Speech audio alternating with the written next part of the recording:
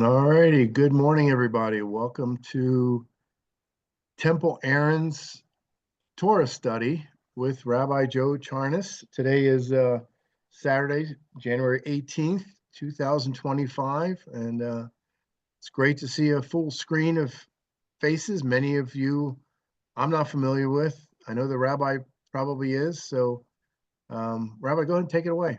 I'm Neil Paul. I'm current president of Temple, but Sherry couldn't be here, so I'm helping out. So go ahead, Rabbi. All right, thank you. And thank you all for coming. We'll have more joining. I think I put all the time zones for everybody, including around the world, and hopefully we will have a few more along the way. So I just want to say before we even begin that, Neil, I'm just grateful for what you and Sherry and AC, do I see AC anywhere? No, AC, is AC here? Am I just not seeing the screen? I don't see him. Yeah, I'm not sure. Let me see. Let me look through We'll see, he'll real be quick. here. But you and what all you and the board are doing to try to keep this historic landmark afloat, and that's what I'm here to help with, to offer whatever services I can to keep this beautiful institution with us, which is what you see behind Neil there in the top. That's what this temple looks like. And it's very beautiful. And we go there, we try to go once a month and have a service in person. And so hopefully we'll see you all next month and have a nice service. But again, thank you again for all that you do. Thank you all for coming this morning and sharing in what I hope is some time that will leave us all different than how we entered. We're coming together, but my hope is that we leave differently because of our time together, because of our studies, because of our insights that we offer each other. And this world needs more light, and we have an opportunity to delve into rich wisdom and share with each other our insights. So that's what I look forward to today. We'll probably go an hour, maybe an hour and 15 minutes at most. And if anybody has to leave along the way, we'll see you next time. And what I thought we would do today, Rabbi? but things often go in different directions. What I thought we would do is we'll have a weekly reading. It's called the Parsha. And we read just like the lectionary cycle or Come Follow Me for Latter-day Saints. We have our set readings weekly. Exodus. Oh, you froze.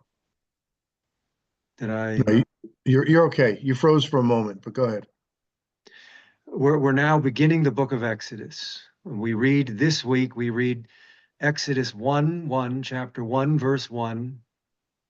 And we finish with chapter 6, verse 1. Not with the end of chapter 5, but with chapter 6, verse 1 is where we stop, and we'll discuss that. But what I thought I would do is I would give us an overview, basically, of this weekly reading of the Parsha, and then my focus will be on chapter 3, portions of chapter 3, which is Moses in the burning bush, or at the burning bush, and his encounter, as I said, with the divine name. That's where our focus will be. But before we get to that, like I say, we'll give a little overview so we can see the beginning and the end. So if you have a Bible, let's open it up to Exodus 1:1. If you don't, run and grab one. And if not, maybe on your phone, or you can just listen to a summation. And we will go through the Parsha, the weekly reading, in summary fashion. And we break our readings up into 7 readings. We in our synagogues and during the week we have 7 readings for these 5 chapters in 1 verse. And every Sabbath we read them all together at the Torah reading. And that's what we call our sacred text, the 5 books of Moses, we call Torah. Because Torah comes from the root meaning of one of its meanings is to instruct or to teach. So these aren't just the books of the law as they're often referred to, but these are also books of instruction, books of wisdom, books of light and guidance for life. And that's how we view these texts, as instructions for life. So when we go through it, we're going to try and find the deeper dimensions that will offer us better ways of living and more intimate ways of connecting with life and with light and with the source of all of existence. And before we begin our studies, as for many of you who have been here before, we begin our studies with a blessing. We don't just open up the text and start reading. We begin with a blessing, a series of blessings beforehand to remind us that these sacred texts are, in fact, a blessing and offer us potential for greater blessing within and to bring that blessing into the world. So the blessing, there are two forms of it. And again, it's a longer blessing. I'm doing an abridged form, but the form that we will be doing is what's called the Ashkenazic, the Eastern European. Again, there is another version of the blessing that's interesting in and of itself, but that's another topic for another discussion.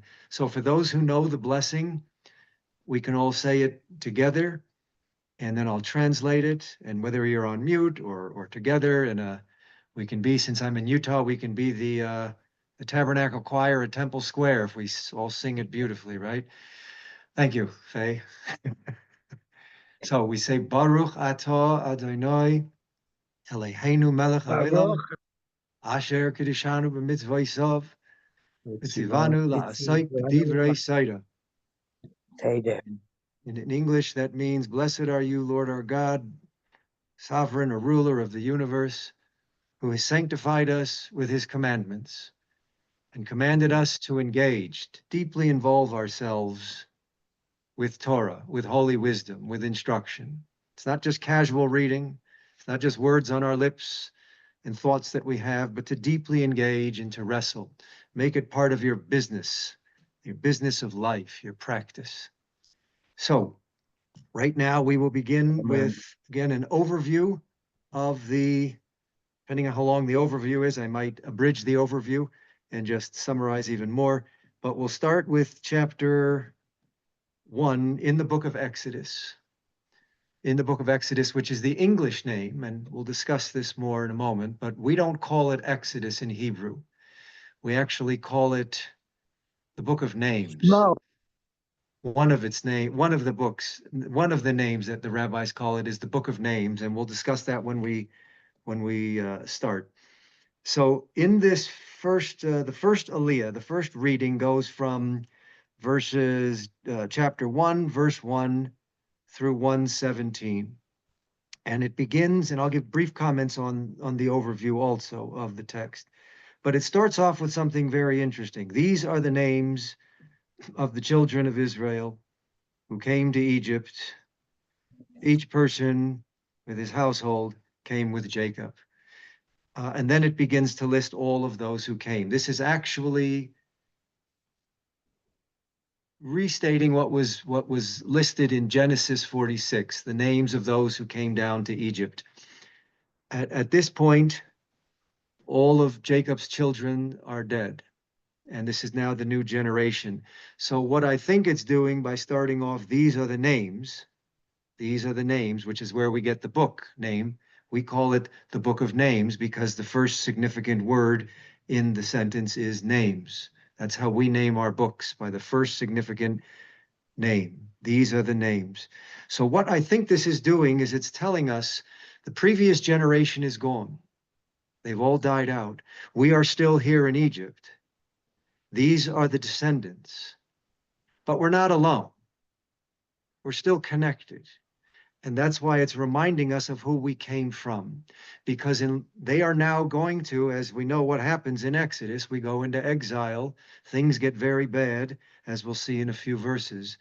And the question is for all of us in life, not just for them here, but in life, the question is, how can we, when things go south, when things turn dark, when we face struggle and pain and loss How can we continue forward?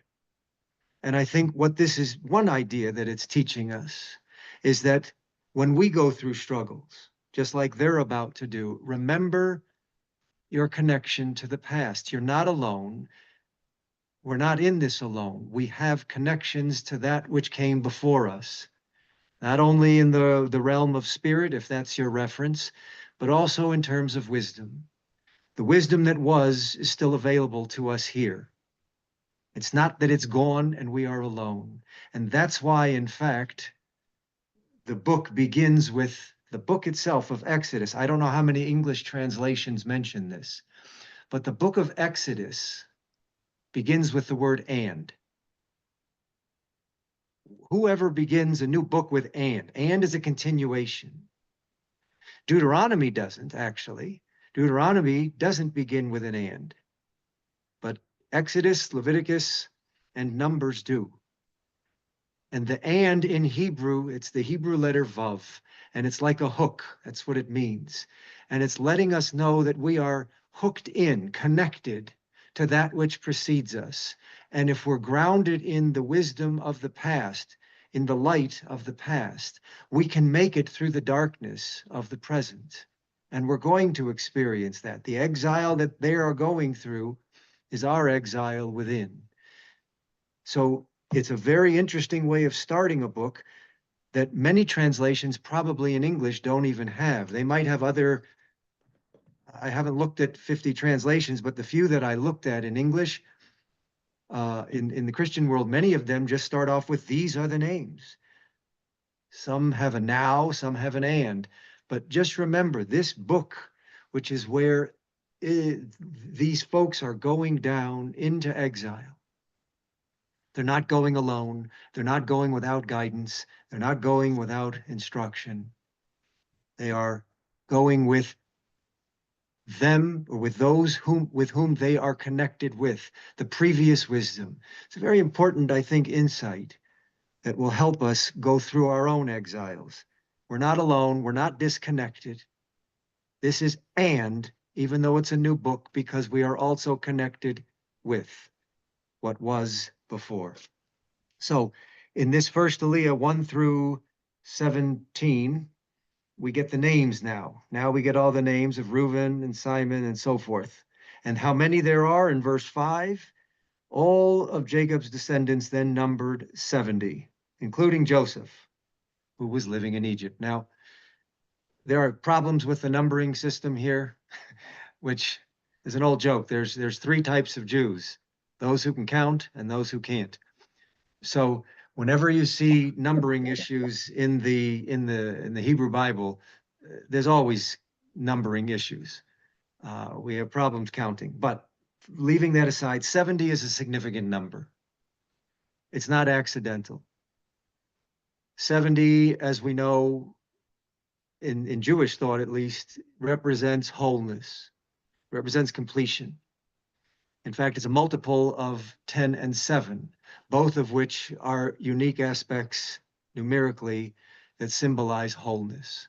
So we went down, and they're telling us up front that those who went before us, there is something of great wholeness. That's what 70 represents.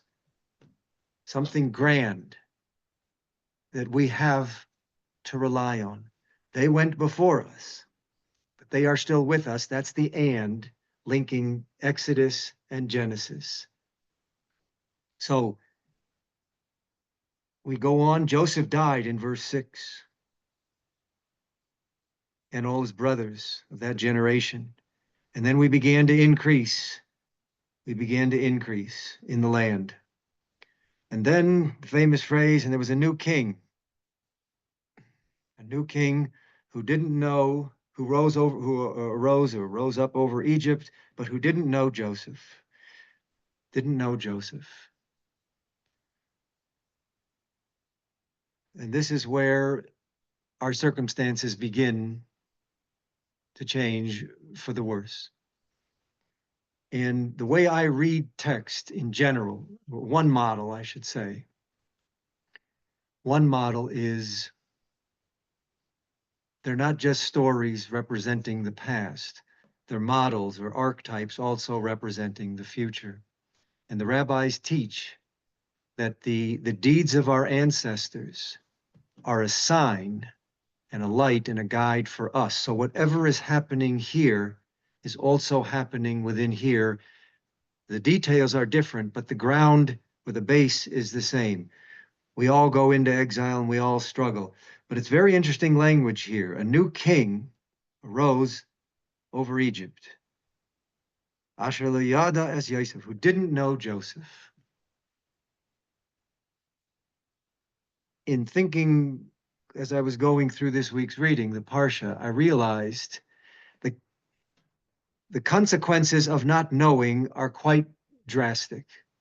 And the Jews begin to go into, they suffer under oppression. He didn't know Joseph. And the truth is, of course, he knew Joseph. How could you not? But I was thinking as a model for us that these are a sign for us. These details are a sign for us. Pharaoh doesn't know Joseph, and the people, as a result, begin to struggle because of the oppression and the harsh conditions that are imposed. It started with not knowing, and that word for not knowing is deep, intimate knowledge. And I would say metaphorically, how often in our lives to make this us, how often do we fail to recognize another person? And then how do we treat them as a result? Fine, we're not Pharaoh. We're not imposing, although there have been plenty of people throughout history who are pharaohs. But in our own lives, on a just metaphorically, who do we disregard? Who do we fail to honor or to know or to recognize in a way that leads to their conditions, their lives, faring for the worse? When we don't recognize the other, when we don't know the other, when we don't acknowledge the other, now we can, our actions now don't matter because you are not. You are nothing. So this simple idea here, where he didn't know Joseph, and therefore I can treat Joseph's descendants in any way that I deem as right and moral, even if it's immoral. That's, I think, a little caution for us. Who do we fail to recognize? Who do we fail to know and honor? And therefore we can disregard.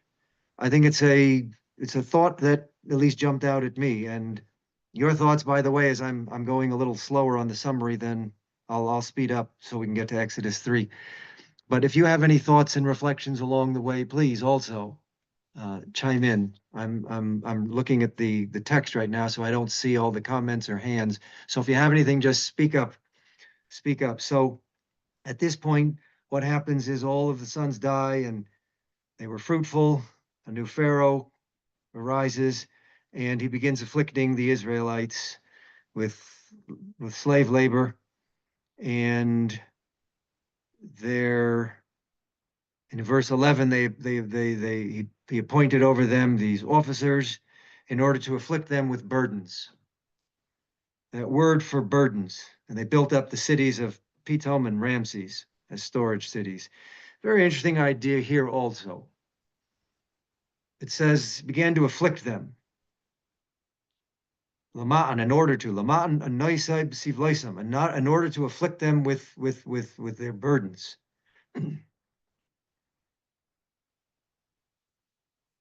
That word burdens, b'sivloisam, it's got a preposition and a suffix on it, but the root of that word also means patience. And this isn't my insight. That's just standard knowledge, and the rabbis comment on it. But why did they choose a word that seems to be so, it's a painful word. They've got burdens. Why does the word also have that root idea of patience within it? And I think the idea is that when we go through the burdens of life, when we struggle in life or with others, because of the burdens that are being imposed upon us. How often are we patient in our response, gracious in our response? Our general response is to be bitter and to lash out. And again, we're not just to lie down and be victims. And that's not what I'm saying. I'm speaking on a level within, that when we are burdened in life, can we have a little more grace and tolerance and patience so that we can bear this burden with more light and be also a light still unto others, even in our burdens. We tend to get bitter because we're burdened. And what this is teaching us here, again, not with injustice, but our own battles when we're struggling, when the burdens are overwhelming us, can we still bear our burdens with patience and light? At least a little more than we often do. But the more they afflicted them in verse 12, the more that they were afflicted, the more they multiplied. And again, whether this is literal history or not, whatever your read on the text, the question for me is always, again, how is this a sign for me? How is this a teaching, Torah, for me? How do I often fare throughout the burdens of life? Do I cower? Do I waste away? Or do I have the potential here that I increase and I expand in spite of my burdens, my struggles? That's a quality I hope I can develop in spite of my afflictions in life, that I can still increase, spread out.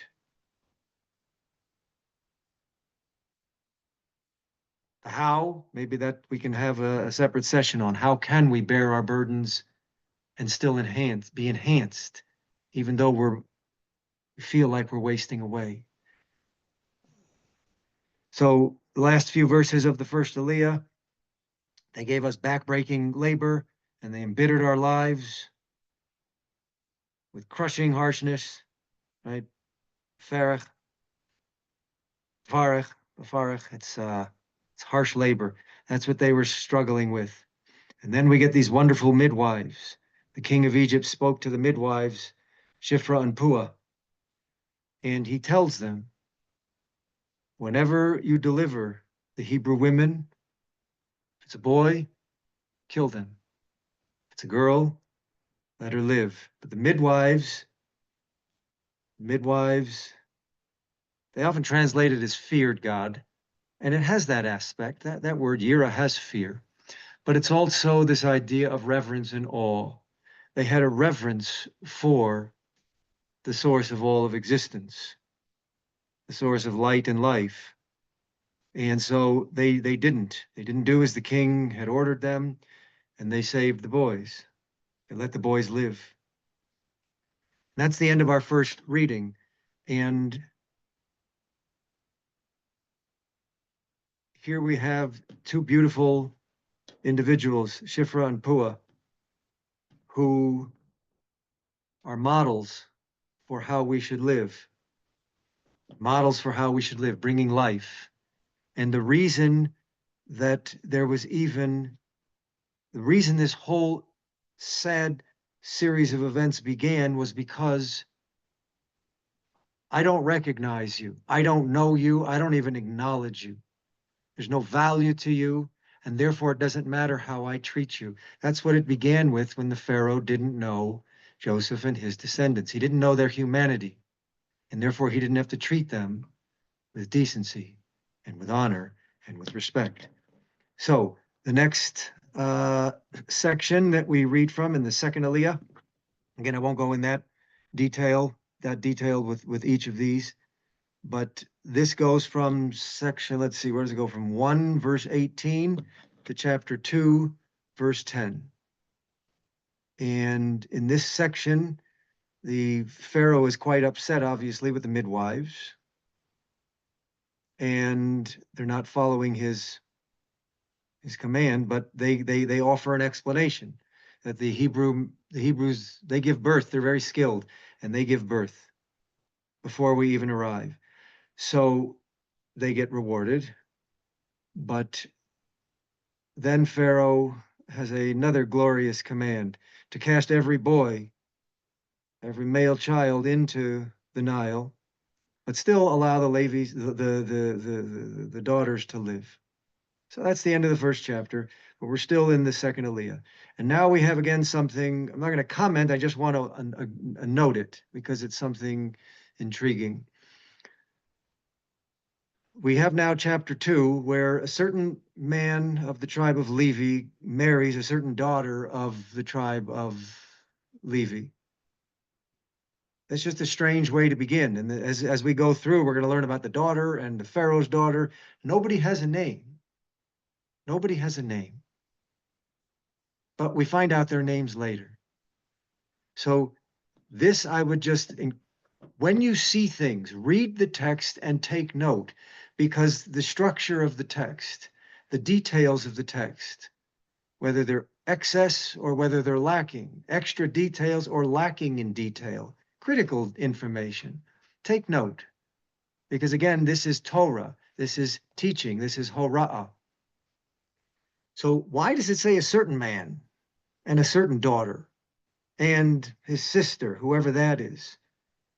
And even the daughter of Pharaoh doesn't have a name, just Pharaoh's daughter in verse 5. And they have a son. They have a son, and we know his name, it's Moses. But the question is, and he's ultimately the one who brings the Jews out of Egypt with God's help. The question is, why aren't we hearing who these people are? These are noteworthy people. They're not just nameless, anonymous people. These are significant people, and they have a name. Why aren't they named? I'll ask before I even offer a thought. Again, it's the birth of the great Moses, who brings the Jews out of Egypt, as we'll find out in a moment. How come there's no name here associated with the father, the mother, Moses, or his sister? Any thoughts? I'll look for the hands.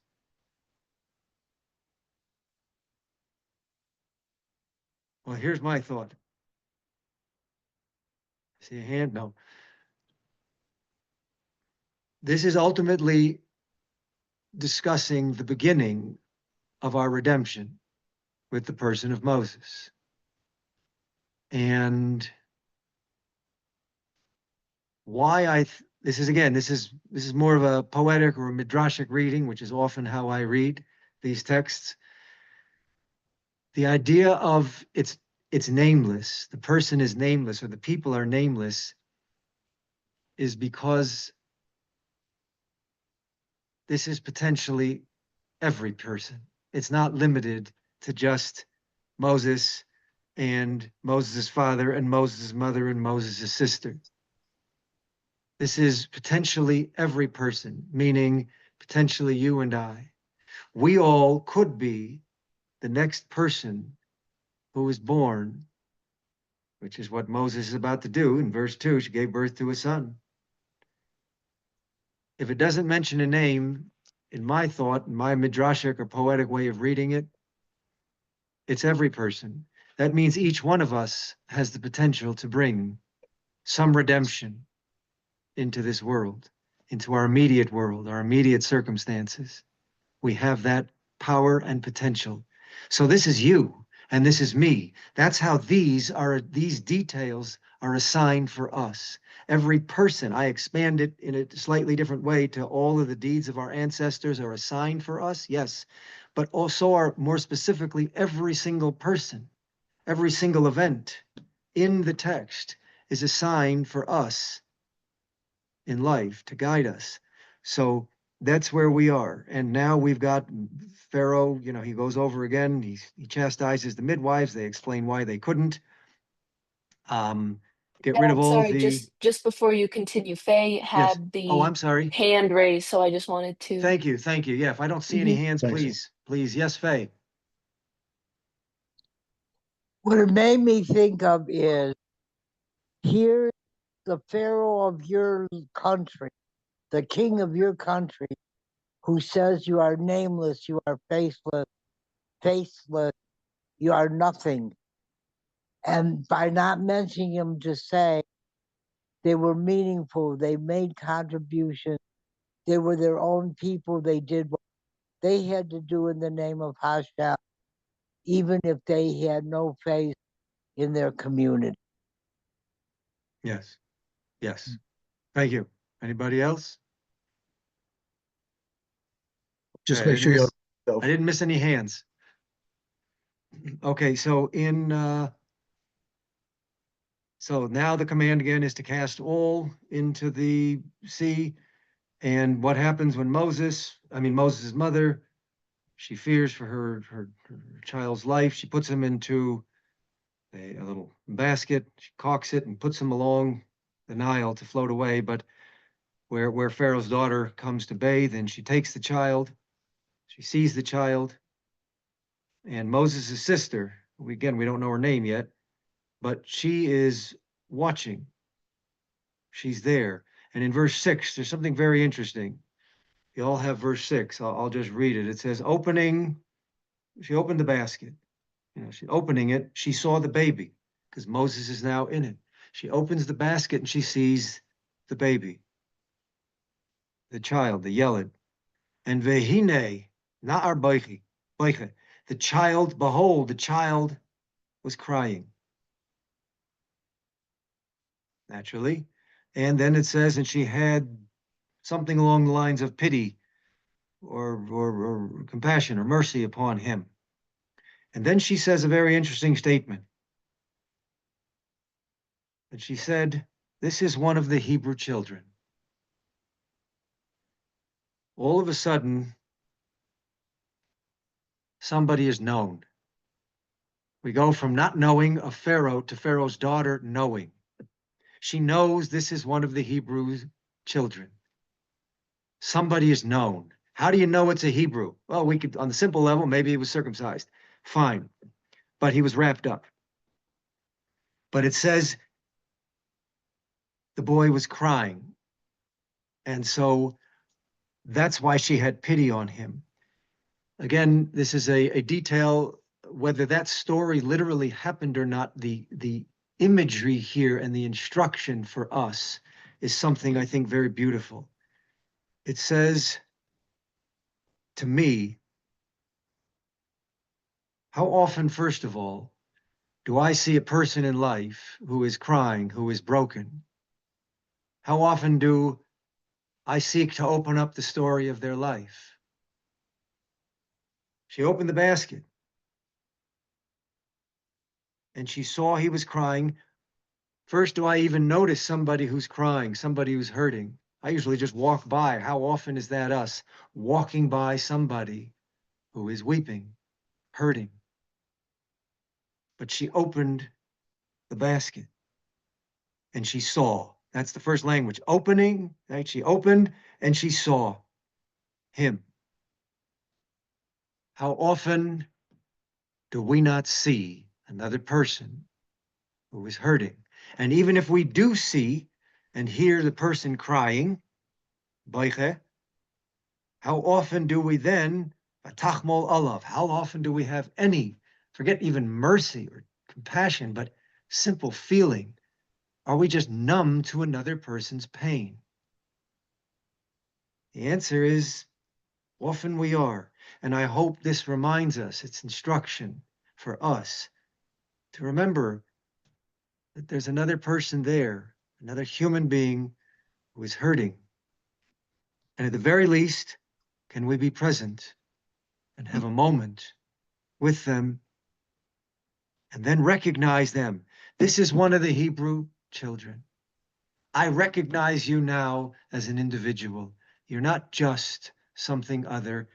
You now have a context. You now are a people. You now are a person. And although Pharaohs didn't know Joseph or Joseph's descendants, the daughter knows that this is now a Hebrew person, and we have to have mercy and pity and compassion over a person who is suffering, even if it's one of them. Even if it's one of them. So What Wait, and ultimately sorry, happened, just before yes. you move on again, I saw another hand raised. I think it was from Schechter, actually. Oh, let's Sarah. see. Where, Hey, oh, Sarah. hey, My from the goodness. All middle, right. from between, located between Peru and Easter Island. Okay, yeah, Sarah's, that's my wife. She's on a world cruise right now. She wanted to get away from me, you know, and she No. she's doing, yeah, Elle's gonna go with her for 2 months, and I'll be in Europe. So, So, hallelujah. hi, I'm able to join for a couple minutes, and I just wanted to say I love that you picked up on that Pharaoh's daughter names uh, Moses, because So- what's the name of this Well, I didn't book? get to the And name of Moses yet. oh, okay. Oh, okay. But she Just that identifies him. she recognized him as a She Hebrew, as a recognizes him. human. But and it feels to me that this is the beginning of this book in English is called Exodus, but the Hebrew name is called Shemot, names. Right. Am Yes. I stealing your thunder? No, we already mentioned the Okay. names, but that's Okay. fine. I was But gonna, yes, but okay, I'm continue. This doesn't sorry. matter. Just It's not right. my And thunder. so It's not my this thunder. This is okay. this is the whole point of recognize I don't know if you were there for that part, but Pharaoh No, I didn't know just Joseph. Okay, okay. so the summary, Pharaoh didn't know Joseph, didn't recognize, didn't honor, and now we can treat them with disregard. She all of a sudden notices, she sees the Yes. person's emotions, and she gives Yes. them a name. So yeah, very Okay. And nice. and they go down with in the intro to the book they go down with names, but in the Yes, process of becoming enslaved it's like they lose their name, and this is the beginning of name being named again or finding one's yes. name. So Yes. And I okay. started off this section with how come Moses and Yocheved and Miriam and the fathers, nobody has a name until a people right here. So we're still with that nameless and we're recovering our name. And our goal is to recover our name, our essence, and to help Yes. acknowledge others by giving Yes. them their name back, their place. So we Yes. end the second Aliyah with the child grows up, right? We don't know who, but Moses.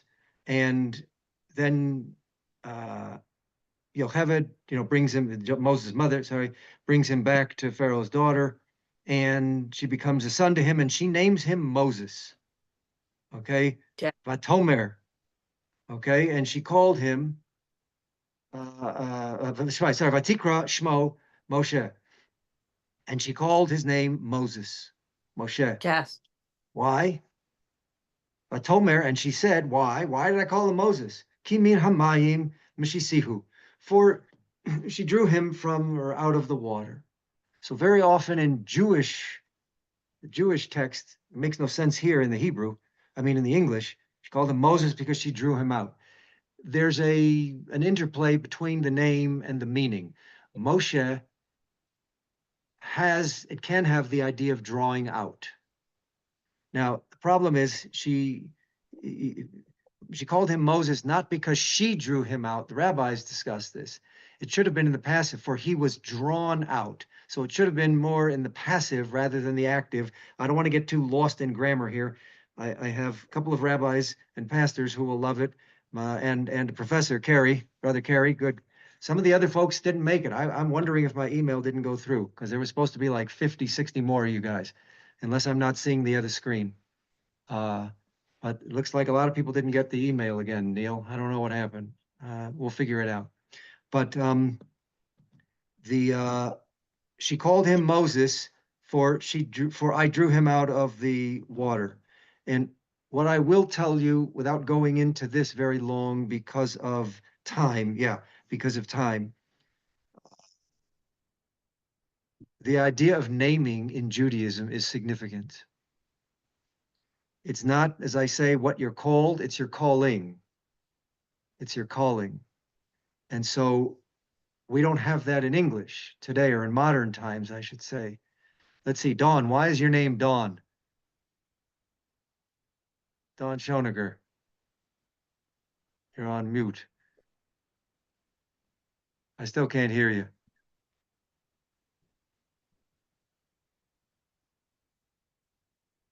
You can hit the space bar to unmute I yourself. was trying that. It didn't work. I really don't know why I was given Yeah. that name.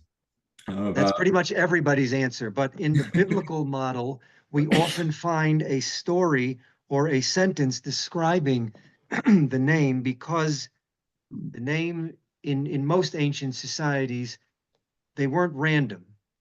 They were given as a directive for life. So, and we can see this beautifully illustrated with Moses, the idea here of drawing out. I mean, Moshe isn't even a Hebrew name. It's a play. It's an Egyptian name. The form, the root. But they Hebraicized it and gave it a meaning, or rooted it in another word that sounded similar, to guide us. Names are our calling, and our purpose. So what does Moses's name mean? It has this idea of drawing out. What did Moses ultimately do in life? He drew the people out of Egypt, out of their bondage. And again, for us, Ma'aseh Avos Siman Lebanim, that the deeds of our ancestors are a sign for us. The rabbis teach we are all a part of Moses, or have a part of Moses within us, a 60th, very small portion. The idea is that just as his calling was to bring people out of their exile, of their oppression, that's also a model for us, metaphorically. That's how we carry on Moses in our lives. And our names, in theory, are supposed to be a guide and a directive for us. So my name is Yosef Yitzchak, and that has to do with adding joy and adding happiness. Am I living a life in a way that is bringing greater joy to the world? Sarah's name has to do with royalty, one of its meanings, to reign and to rule over. So we all have to find that narrative that we model our life after. Bethel, right? Your name is a tough one. That's a big burden that you're going with, because that means house of God. That means, to me, if that were my name, I would change it.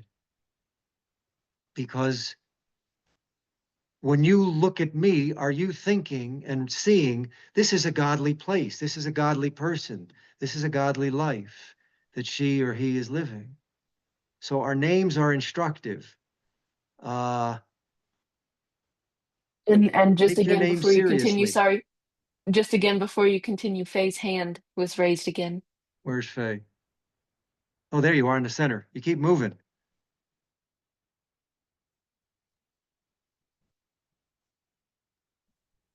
Okay, I was trying to unmute.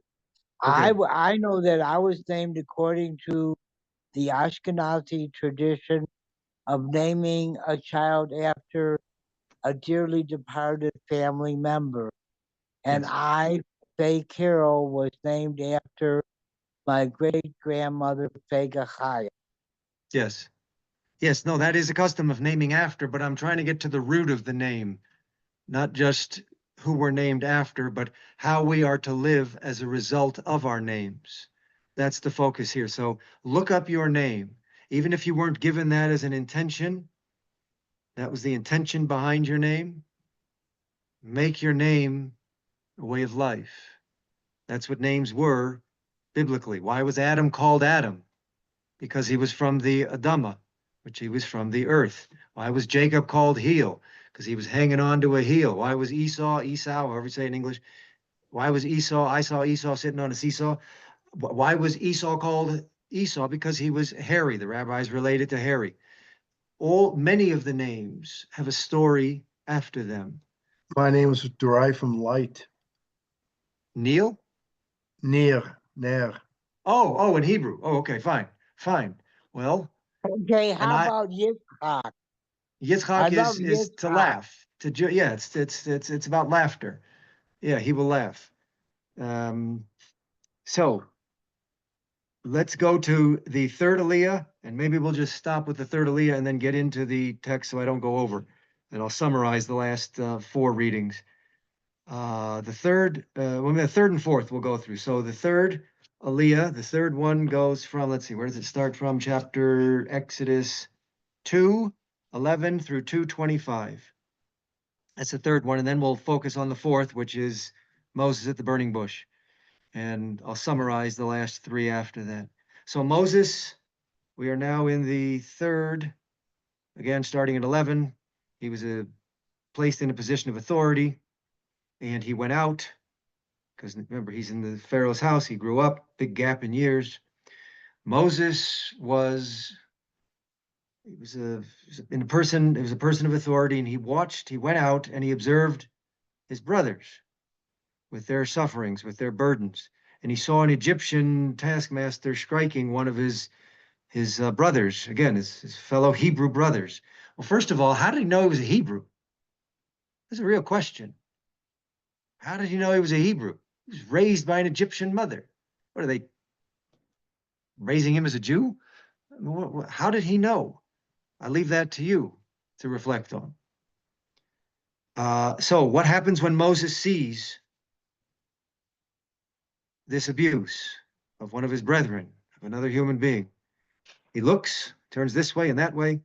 Keep that idea. It's a different word that we're going to talk about in a few moments, but this idea of turning, we're going to see in a moment the importance. There's different words for turning. This is one word. Okay, vayif and koi v'chai. So he turned this way and that way, and he saw there was no one observing him. So what did he do? Smack down this person, this Egyptian, killed him, and he hid him. But the next day, when two Hebrews were bickering with each other, they were quarreling. Moses saw them, and he asked them, why are you striking your fellow? And the man then outs Moses, so to speak. Well, who made you a judge over us? Are you going to kill us or kill me like you killed the Egyptian? So Moses' secret was known, and he has to flee because Pharaoh heard about it and was going to kill him. So he's fled to Midian, and he sits down near a well, Yeshiv al Habe'er.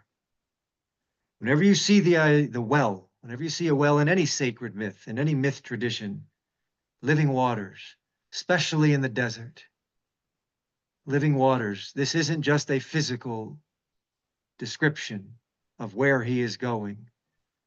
He is finding life again. His life was threatened, and now he stops at a well. Yeah, he needed water, but well is symbolic. Well is symbolic.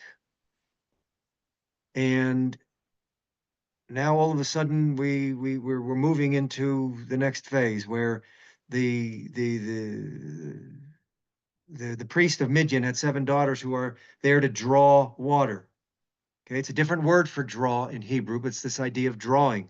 Notice Moses was drawn out, and now here he goes to a place and the daughters come there to draw water. Different word, but same idea. To fill they need water for their father's flock. But these shepherds come and harass them. So Moses helps them out. And they return back to their father, call him here Reuel, and he wonders, how did they come back so quickly? And they discuss, because normally this takes a long time because of the shepherds to get the water. But there was this Egyptian man. Notice they call him an Egyptian. The Egyptian man rescued us, and now Reuel, as we call him now, says, why'd you leave him? Call him. Call him. Bring him here. And let's feed him. So Moses goes, he stays. He ends up getting a wife out of it, Zipporah. Now we get a name. And he has a son with her named Gershom. And notice here what I told you about names. Gershom in verse 22. When Zipporah gave, or Zipporah, I don't know how you say it in English, when Zipporah gave birth to a son, Moses named him Gershom. Because he said, Haisi be'eretz nachria, because I have been a stranger in a foreign land. He named his son, my interpretation, this isn't just a casual name. He named his son in a way that describes his person. I am a stranger. I am estranged. I have no home. I'm in a foreign land. That's us. How often are we? Gershom is us. We are all in some way a stranger there. Gershom, stranger there. We are all estranged in some sense from life, from light, from other, from self, from source. We are all ultimately Gershom. And the question is, how can we come back to find our place? How can we come back to find our place? So it was during these years that the king of Egypt died, verse 23, almost done. And the Israelites are suffering and they're please rise up before God. God hears their call, their groanings, and he remembers his covenant with Abraham and Isaac and Jacob. And God looked upon the Israelites and God knew. I don't know how they translate it. I've seen it. He took note. I've seen other things, but it's V'yeda. And God knew. And God knew. So the fourth aliyah, the fourth section, is any questions or just not questions, but any comments or anything that anybody wants to offer before we go to the fourth section that we're going to really focus on? I'll summarize the last few after that. In fact, I'm just going to summarize them all if nobody has any questions, and then we'll focus on, because of time, so we can get 15 or so minutes on this. I will focus on. JC, I got a question for you. Where are you? I don't even see you. It's all right. I'm floating. You're in the out center. Here you are centered. Yeah. Shabbat Shalom. I have a question about names actually. Why in the English, why don't we have, especially in the Torah version, the original Hebrew versions of names? Why Moses, Abraham, Zipporah, Jethro? Why not the Hebrew originals, Moshe, Yitro? Well, it depends on which version you're using. I don't know what version you're using. I don't even remember. What is this? Well, this is the Stone Edition Chumash, which is. Oh, they put Moses? Yeah, they put Moses, and they put the English or. Okay, you can't blame me. I'm not the editor. Because I don't know. I guess it's just because of familiarity. Look at what do we do? I think this is just the common way. Every language makes the name, and I'll get to you 1 second, Brother Logue.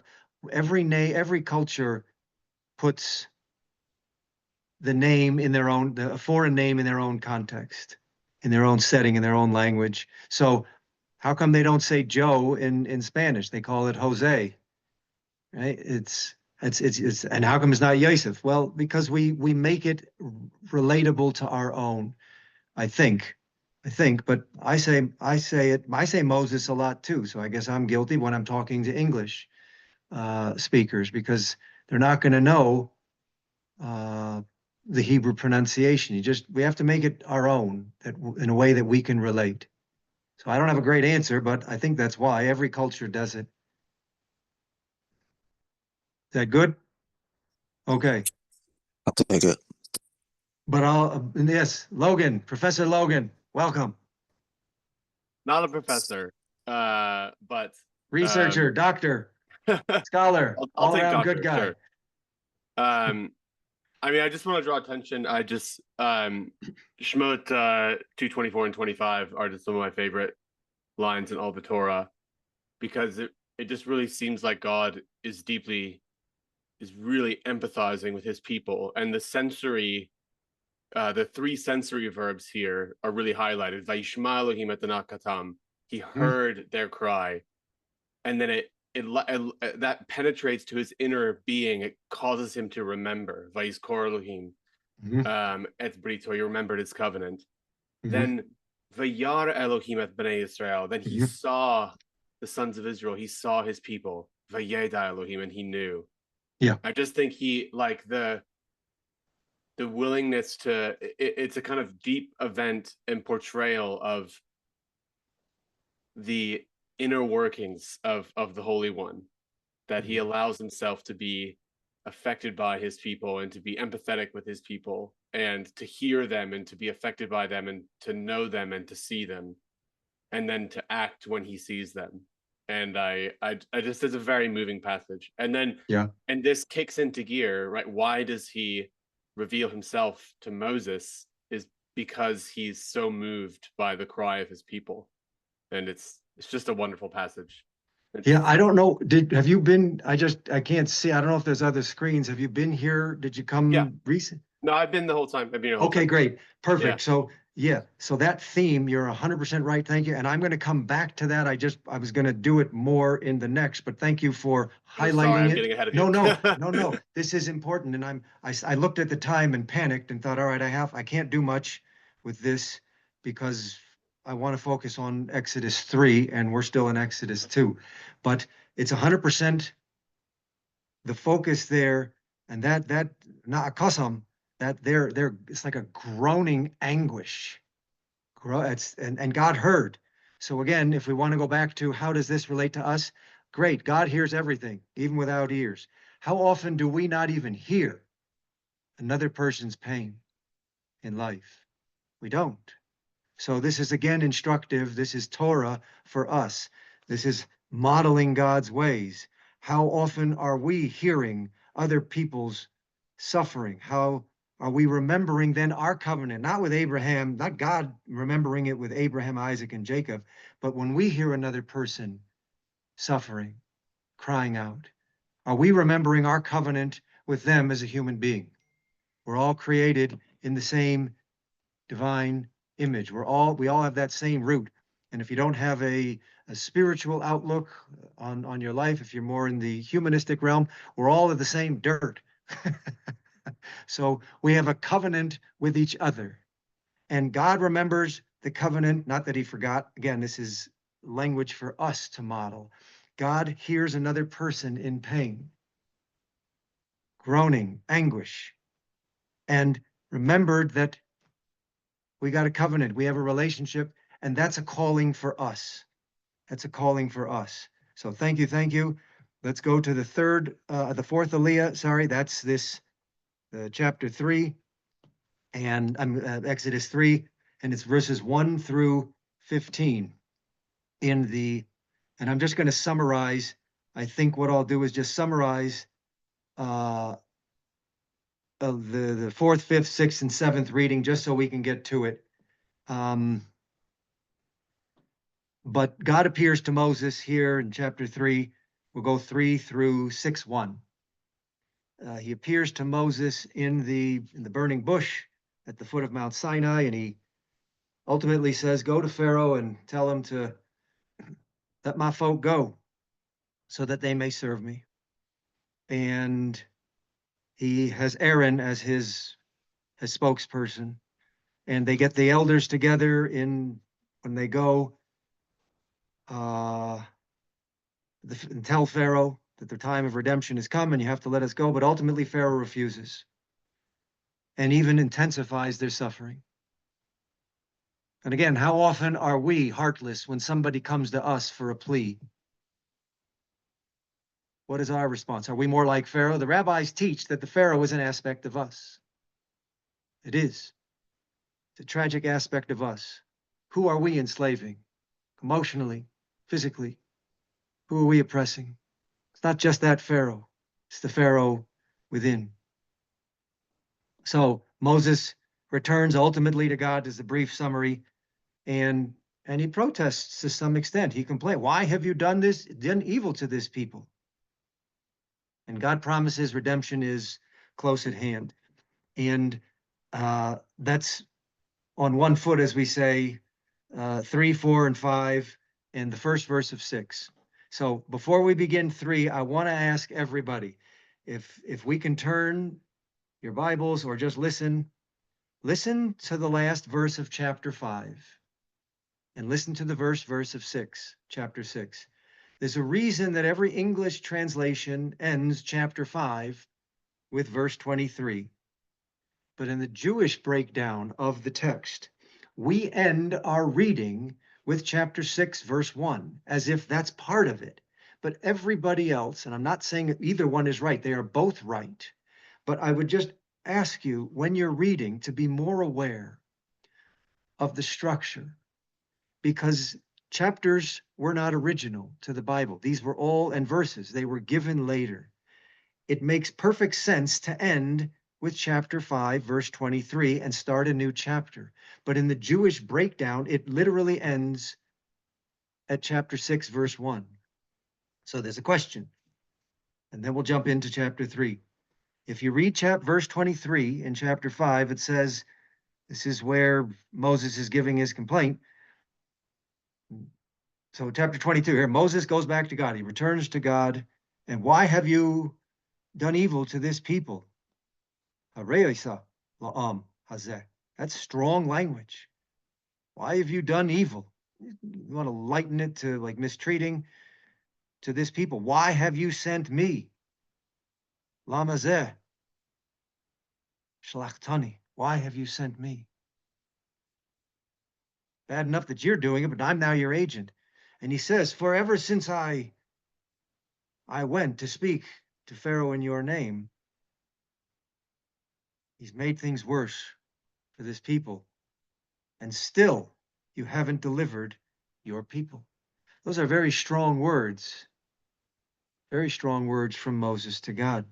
That should be the end, because if you look at chapter 6, verse 1, God says to Moses, now you'll see what I'll do. And you have a whole new section. Why don't we end our reading with chapter 5 and start next week with chapter 6, verse 1? Why this strange juxtapositioning or including chapter 6, another section, another thematic section with the previous section? Any thoughts? Suzanne, Rabbi Suzanne Singer.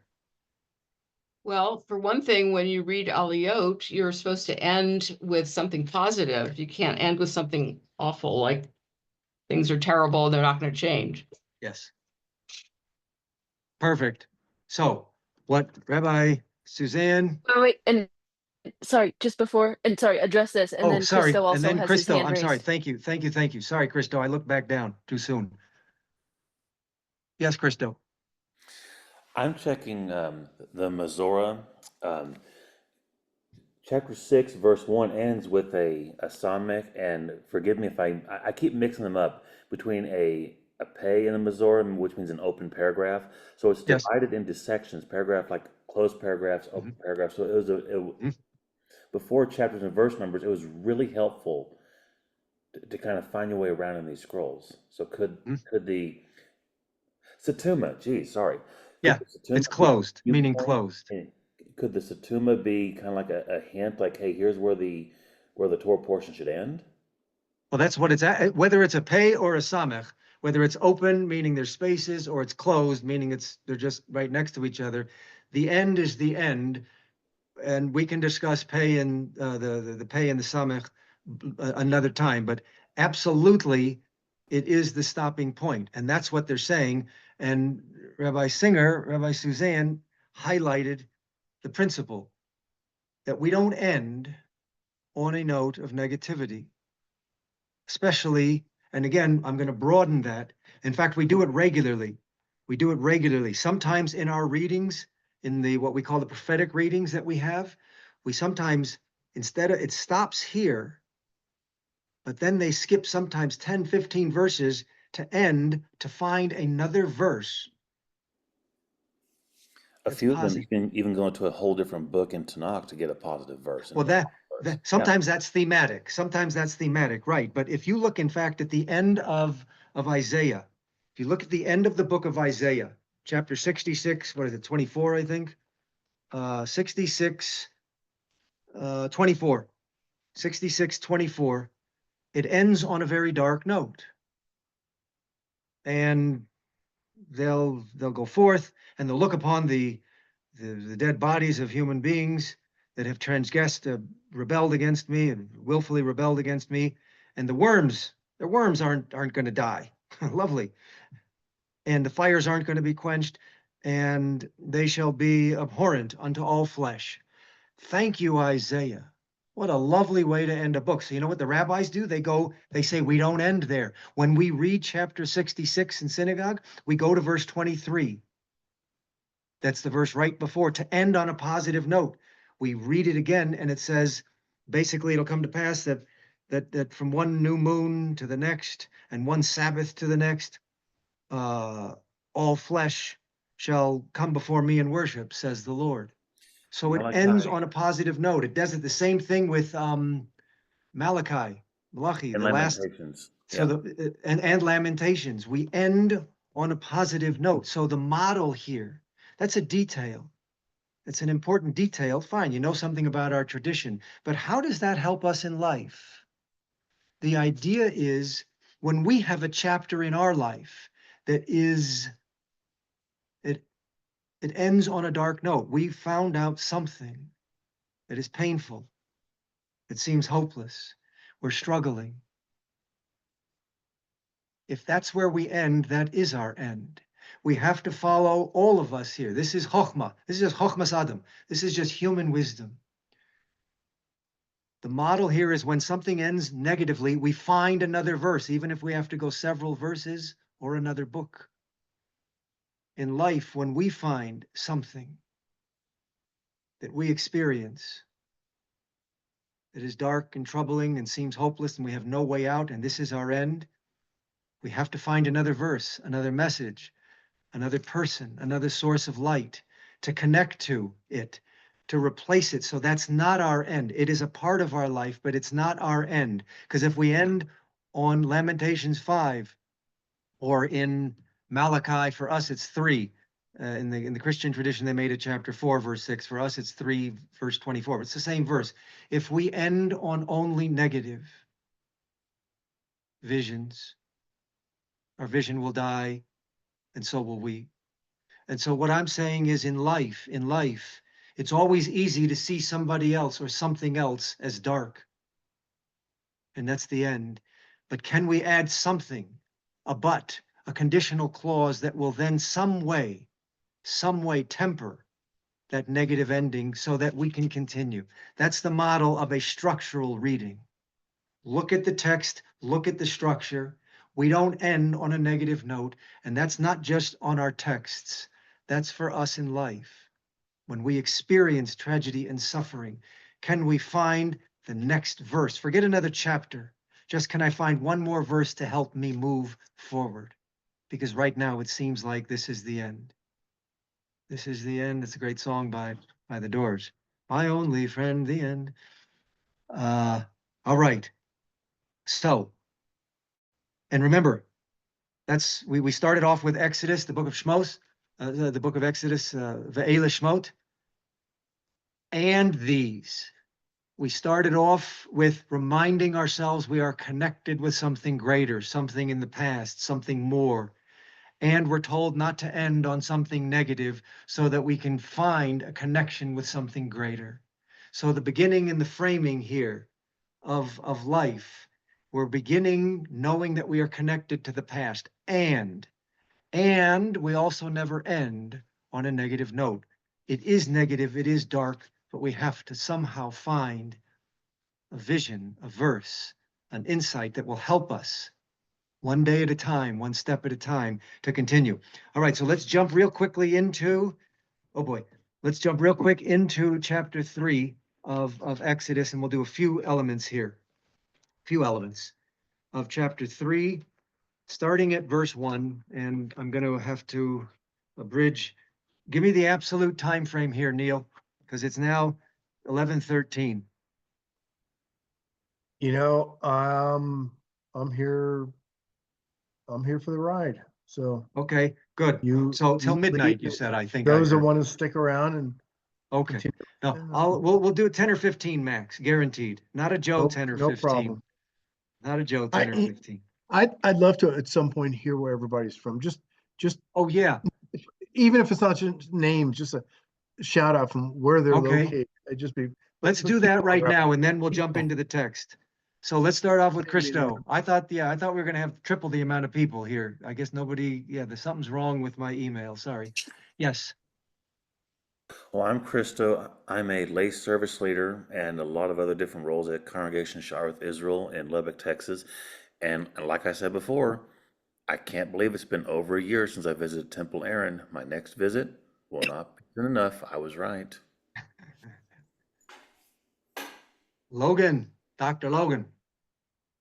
Hi, I'm Logan. I'm calling in from Aberdeen, Scotland, which is very far away. And I met Joe at a nerd fest in November. Little more about your glory. Like what I'm a researcher in New Testament and ancient Judaism at the University of Aberdeen. And yeah. A researcher I'm going to in have him. what Judaism? The New Testament and ancient Judaism. Okay. I'm going to have him, Neil, for all those who may not know, we're going to do our interfaith dialogues. I'm going to have him on as a guest to help us understand the ancient context of the New Testament and its Judaic roots that are often lost. And he's in addition to being just a very lovely human being, he's also a very profound scholar and extremely knowledgeable. And so it'll be a wonderful interview once we start that next month. So looking forward to that. Thank you, The Logan. stakes are high, I guess. Yes. I got to live up to now what you just said. So, all right. No, thank you. Wait till you hear the rest of the intro when you come on. Bethel, House of God. And wait. Just before Bethel, I just want to say Suzanne had to leave, but she thanked you for the Torah study. So I just thank wanted you to know. Okay. Hey, hi, I'm Beth Bell. I'm a student, a university student in Provo, Utah. Love that name. At BYU. Great. We give names here. Remember, we've dealt enough with nameless.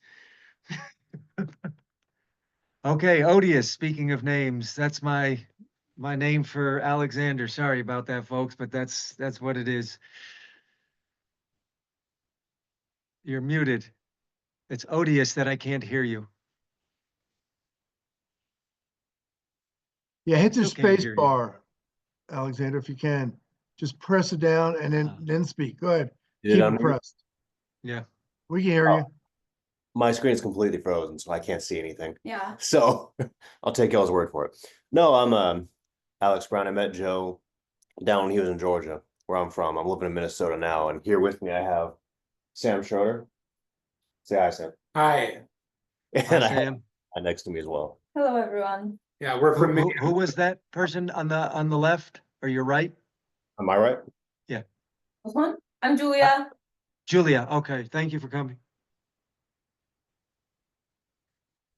Very good. Dawn. And Hello, my name Mary. is Don Schoenecker. This is my wife, Mary. We met Pastor Joe, or Rabbi Joe, at teaching at a church in Colorado Springs a number of years ago. Currently, we live in Aiken, South Carolina. I'm also a father, Joe. How's that? Now I got all three bases covered.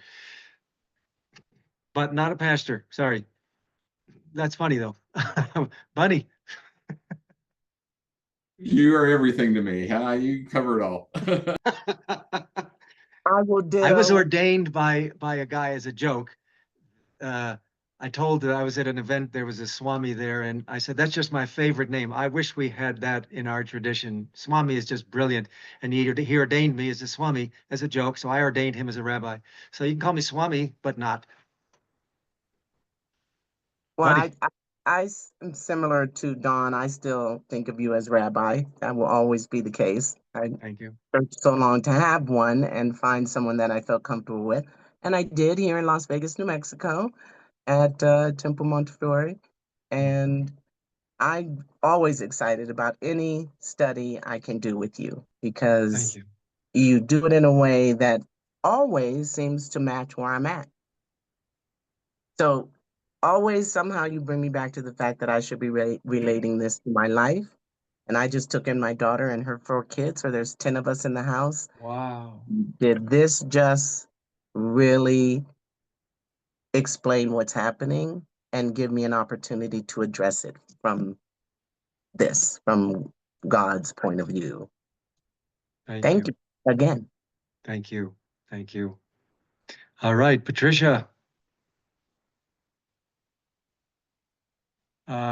You need to apparently touch the space bar, or there you go. Sorry. I'm from Eastern Washington State. I'm a member of the Church of Jesus Christ of Latter-day Saints. I discovered Rabbi Joe on YouTube and love learning as much as I can, especially about the Old Testament. Thank you. Great to have you. Yeshem. Hi there. I'm Yeshim and my husband Nathan here. We're in Las Vegas, New Mexico. So we love to hear you talk about in great detail and everything. Yeah. Thank you. Great having you again. Yeah. Jarl. Well, just before, I want to address a comment that just came up from Catherine. It says, I don't have camera or microphone access on my device. This is Caitlin, actually a TCA student. Oh. And she said, I'm here because Rabbi Joe spoke at my school. And I was interested in learning more because I found some of his points valuable regardless of religion. Thank you. Thank you for hearing the broader human dimension that our faiths often fail to teach about. We get so doctrinal or particular, we don't see the broader human aspect that our faith is trying to ground us in, so we can just live better. Thank you, Caitlin. So yeah. Hi, everyone. I'm Yael. I'm Joe's daughter. And it's really amazing to see everyone. Most of you I know. And I'm on a gap year right now. I'm with my dad in Utah. And it's always really amazing and enriching and fulfilling to be able to attend these studies and gain so much out of them. Great to have you. Thanks for joining me. I'll miss you when you go with your mom for 2 months. They're all leaving me. No, just kidding. Emmy. Hi, my name is Imi or Imran, and I'm passionate about world religions, and I live in Georgia, in Macon, Georgia. And how did we meet? Oh, we met at the I remember. I just want them to know. Okay, I met Rabbi Joe at the mosque in Warner Robins, Georgia, which is just like 30 minutes south of Macon. And he was a very kind person and very insightful, and I appreciate all of his lectures and studies. Thank you. And we appreciate you. When I come to Georgia, we're going to reconnect. I hope so. Yeah. Okay. Thanks, Emmy. Mhm. Mary.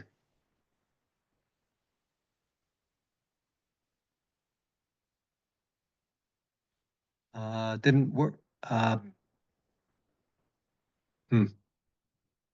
working. Mary, just press your space bar for a moment. You're talking, but we can't hear you, Mary. She's doing it on her phone. Oh, I see. Might not work. If you figure it out, just interrupt whenever it happens. But thank you, and text something so that Yael can read it, because I can't read and talk at the same time. Dog. This is my friend Jason Dog Haywood. That's what he calls me, Dog. DAWG. Shalom, Dog. I'm Jason Haywood. I'm currently at my family's house in Richfield, Utah. I met Rabbi Joe and Yael while I was serving a mission in Germany for the Church of Jesus Christ of Latter-day Saints. It was super awesome. I remember Rabbi Joe teaching a lesson at our Sunday school class about the book of Revelation and the symbolism of candles, and my mind was blown, and I yearned to hear from him more ever since then. It's super awesome to finally hear from you again, and it's super cool to see all these people from all over the place. So thanks for getting me to be a part of this. Thank you. And just to clarify, I saw Ben. Yeah, I don't want. I have taught New Testament. I'm not a Messianic Jew. I just want this up front. Nothing wrong with them. I'm going to have an interview with a Messianic rabbi on our interfaith program. I'm not Messianic, but I study New Testament. I study it in Greek, and I'm a student of it. And that's why I was teaching. I often teach on our shared Christian and Jewish traditions to help us understand each other. So just to clarify, I was teaching on Revelation, and it was a revelation. It was beautiful, but I'm not a Messianic Jew. Okay, thank you, Jason. Can I raise my hand now? Oh, Can yes, you yes, hear me now? yes. I'm sorry. I'm sorry to interrupt. I finally figured it out. I am Mary Maybe from Salt Lake City, and I saw Rabbi Joe on several podcasts. I'm actually a member of the Church of Jesus Christ of Latter-day Saints. Saw Rabbi Joe on lots of programs and loved everything he said and taught. And then I was at our conference and I was sitting there, and little did I know, he and his daughter came and sat down right by me. And it was so delightful to sit by them. And he has invited me to these, and what a treasure. He's just a treasure. So thank you for sharing. I love hearing all you have to say about the Bible. Thank you. Great Actually, seeing I you love again. everything you have to say. So now I'll mute me again so you don't hear all the background. No, we want to In hear from my everybody. house. We want to So hear. We want to hear. thank you. This is wonderful. Okay, so let's see here. Wait, The and order just is sorry, and jumped around. just before you continue, wait 1 second. Gotta find it. Okay. I just think that first of all, Bethel just commented, and then the other one. First, Doug commented. I just feel that we should absolutely yeah. address that comment. He said, calling in from American Fork, Utah, 2 rooms over from Yael and Joe. So I just want to thank him for letting us stay at his house and having this study here, and so glad that he can attend. Did Doug have to leave? I don't see him on the. I don't see him anymore, so I guess so. I don't know how many screens there are, if this is the only screen or not. I just This is can't now see. the only screen, but there were more before. Okay, very good. All right, thank you, Doug. And And thank Bethel you, has to Mary. go, And Beth but L. It was great seeing you again. yes. Let's see who I've got to go to. I'm gonna skip Faye. That's our joke. Faye, share some light. I live in, my name is Faye Green, Sipola, Chaya, Gedulin Green. And I was from Chicago originally. I live in Colorado Springs, Colorado. And somebody said, there's this rabbi up at the Air Force Academy, and her husband's giving Torah classes Friday night. You want to go? And that's how I got Joe and Sarah and Yael to take my heart and fill it with love. I can't thank you enough. And to be learning, I didn't learn for a long, long time. And to be learning, you forget how meaningful, what a contribution it makes to every level, our physical, our mental, our emotional, and especially our spiritual. Thank you, Joe. Thank you, Sarah, wherever you are. Thank you, my sweet love, Yael. Thank you. And it's so good to have you with us still, Faye, because there were some problems over the last few years, and we're grateful. We're grateful you're back. So keep going. Keep going. We'll see you when we come back. You got it, baby. Jay and Lori Olson. Nice seeing you. Hi, thanks. Thank you for the invitation to join us with you today. So we're Jay and Laurie Olson with our son Kyle. We're in Manti, Utah. We met Joe at the Manti Temple Open House about 10 months ago. And it's just been a great relationship. And we appreciate Joe's interest in helping us understand better and the time he actually spent at Snow College with some students there, and looking forward to further opportunities. But it's been great to join you today. So thank you. Thank you. I'll see you in a couple of weeks. I'm giving the convocation. Yes, yes. So we'll see you there, hopefully. All right, my brother AC, because I'm JC, he's AC. That's right, forever. That's you, Alan. That's me. I'm in. Eliyahu David is my Hebrew name, Ben Nehemiah. And speaking of names, and I'm here in Trinidad, Colorado, home of Temple Aaron. Thanks to Neil and his wife Sherry, and some committed members of that community, keeping it a house of God, so that we could have these sessions and have Rabbi Joe and my gal Stacy and I have been honored to have JC and Yael here, and there's a lot of happenings happening, more teachings from Rabbi Joe, and we're talking about a Passover Seder and other things coming up. So anybody that's close by or that wants to take a trip to Trinidad, beautiful Trinidad, Colorado, and experience Temple Aaron in person, would love to see you. So reach out, and kol hakavod, yasher koach, Shabbat shalom. Thank you. Shabbat shalom. Thank you. Looking forward to seeing you. Let's see, Logan, we did Ann Job or Ann Job. I don't know how you pronounce it. And Job. Thank you. Shabbat Shalom. I'm from Minneapolis, Minnesota. Wonderful. Thanks for joining us again. Okay, Professor Carrie Muhlstein, chair.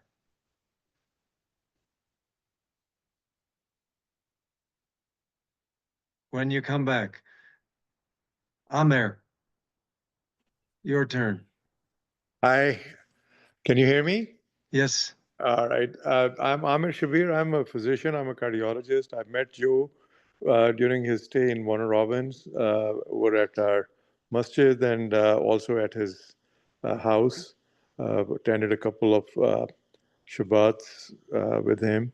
And what I like about Rabbi Joe is that there are, all of these readings are not just theoretical exercises, but they have implications on how we behave and how we carry out our days. So really practical implications and lessons for everyday life. Thank you. Thank you. Nice seeing you again. And yes, he's a leader in the Muslim community in Middle Georgia. And he's not only a cardiologist by trade, but he's a person who lives with heart. So thank you. Thank you. Professor Carey, I see you waving. Yep, sorry, we've been going long enough that I had to go get my power cord. My battery was dying, and you called on me just at the moment I ran to get my power cord. Anyway, I'm Carrie Muhlstein. I live in the Provo area of Utah, a professor at BYU. Give us some of your real roots, of ancient scripture and professorial ancient roots. Near Eastern studies. So my degrees are in Egyptology and Hebrew language and literature. Yes. Yes. Nice seeing you. Nice seeing Thank you. It's good to be here. Yeah. And all right, here's one of my Swami friends, my Acharya Krishna. Where'd he go? There you are. Oh, you're at the beach. Yeah, I'm in the Bahamas. It's so cold here. It's like 13 outside, so I decided to go to Bahamas. Namaste, everybody. So Yeah, namaste. I am Namaste. Krishna Madhavan.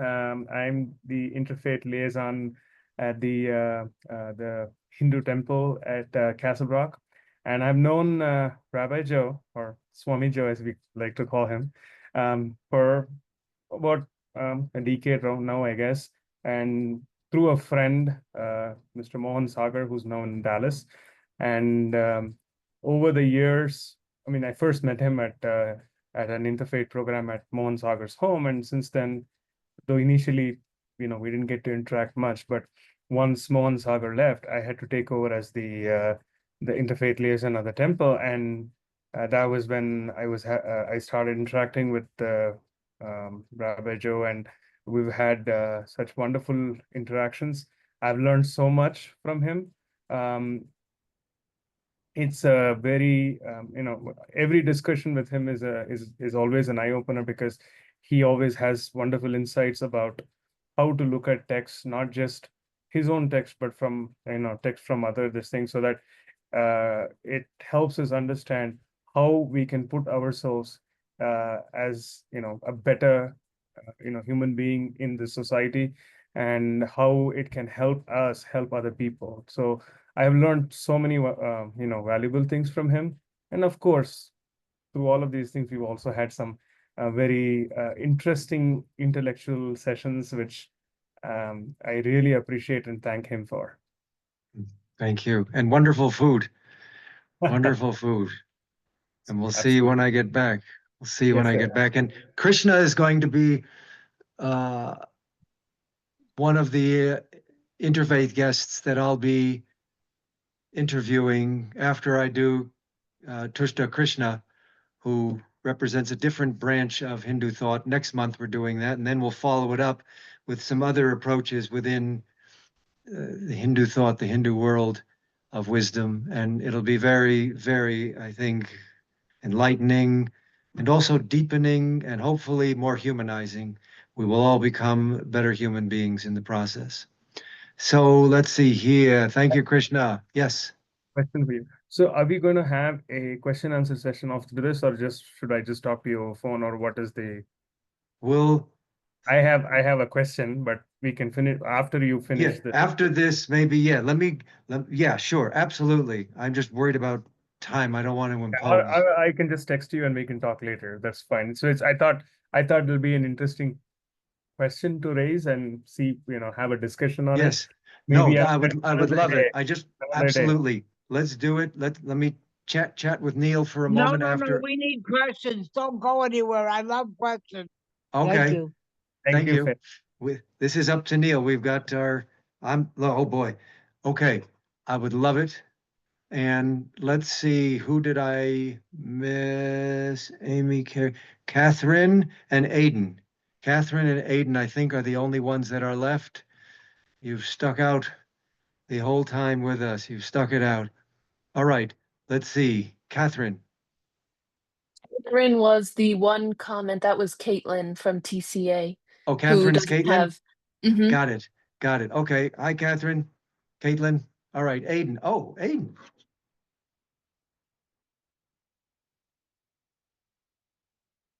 Aiden, I'm a student from the same. Okay, great.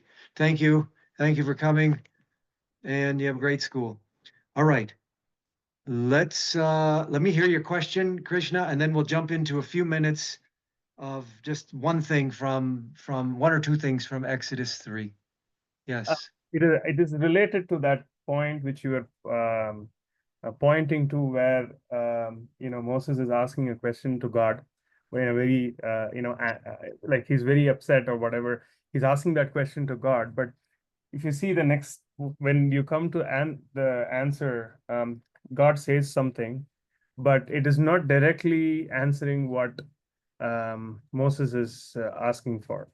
Yes. And this pattern I've seen in even in Hindu texts, where some person is upset over something, or they're asking or inquiring about somebody else to God, but then when God is speaking to them, the answer is totally something different. Yeah. It's kind of like and I wouldn't say it is baffling, but at the same time, there has to be something interesting to read between these two verses. And I have spent a lot of time thinking about it, but I've never found an answer for myself. So I thought it'll be interesting. And of course, one answer is God is supremely and eternally independent. He does not have to answer anybody. But other than that, based on our relationship with Him, that we are His, we belong to Him. Based on that, this thing, how can we explain this? There is a break in the question and answer. There seems to be the puzzle doesn't fit completely, and with my limited knowledge. And this I have wondered over the years, where commentaries of the previous spiritual teachers, either they address it in a different way or they choose not to talk about it. Mm-hmm. What specifically, just so that everybody can maybe offer a thought, what are you not seeing between Moses's complaint and God's answer? I know what you're saying, but let's see if we can flesh it out. What aren't you seeing as a direct response to his charge, to Moses's charge? So let me just go back to that verse. My thing is not going back faster. So in chapter 3, the last two verses, Moses is asked, not chapter 3, sorry. 5. Chapter or 5, yeah, sorry, where he's asking those two questions. Yes, chapter 5 in the end. So he's Yep, asking 523 and yeah, 522. 523. Since I've come to so Moses returned to the Lord, why have you harmed these people? Why have you sent me to them? So these are very, in any society, in any this thing, we as people, we're like thinking, how can we help people? And sometimes you are worried as to why should these people go through these things on the first hand, right? So he's asking these questions to God.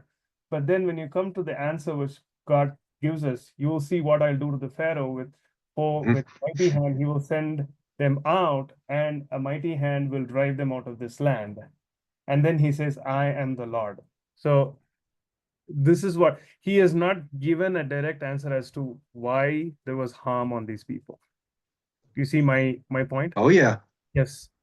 So I think these are such important questions for us to ruminate on, and of course, I'm not saying we have to start questioning every text or this thing, but there has to be something behind it for us to work on and draw from that. Yes. No, it's a wonderful observation. And this is not the only time, as you say, in we have that our too text, and it's in yours.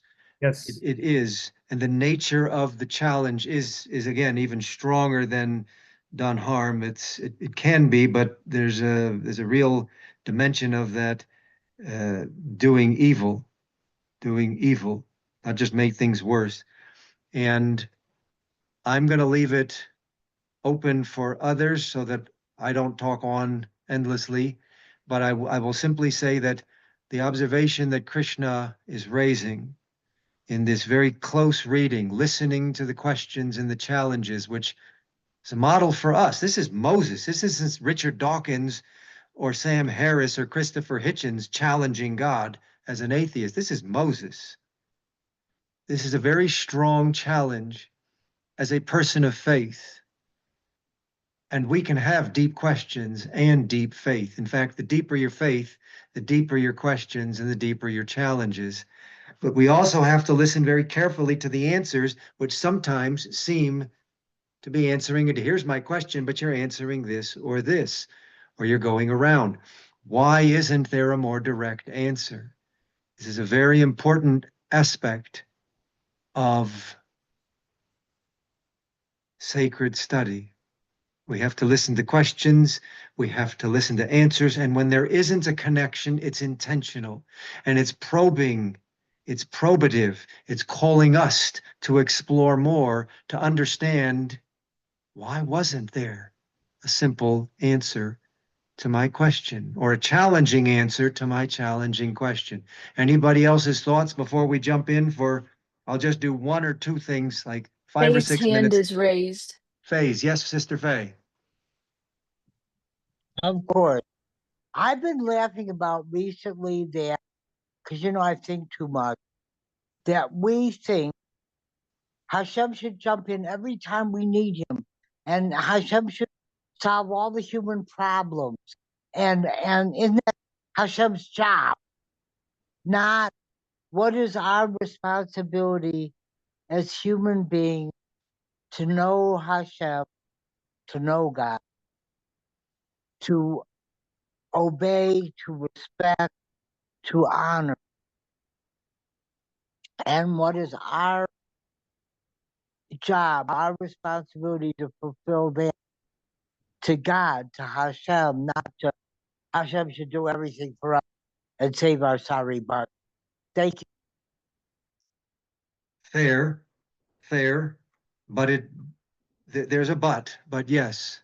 All right. Anybody else before we jump into Exodus 3, at least tiptoe, maybe not jump in, but put our tiptoe in for a few moments, I just which I want to apologize for.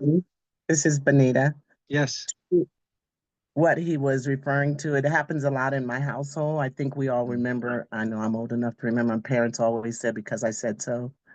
Or, that in the military, they say, it's above your pay grade. Yeah. And I think a lot of it is just God saying, listen, I'm God. I know what I'm doing. Do what I ask you. watch what I do, watch what happens, and you'll understand. But the reason is really not any of our business. I think with God and the Bible and the Torah, and I think in all religions, that's one of the difficulties we have, just accepting that He is God and what He says goes, and it's in our best interest. So, Okay, thank you. Thank you. All right. Exodus 3. Exodus 3. Which one do I pick? Well, let me get, we have to do the divine name. But before we get to the name, which is near the end of the reading, it's, remember, the fourth Aliyah, and the fourth section that we read in general in our readings in Jewish thought is considered the central reading, not just numerically, 4 is the middle of 7, 3 and 3, but also theologically. It's chashuv, it's important, it's of critical importance, it's the central, essential element, and it's the revelation of the name. So, first thing I will say, let's start off with verse 3. Moses was shepherding or tending the sheep of his father-in-law. And remember, I don't want to lose this thought because it's not a common reference that we all have.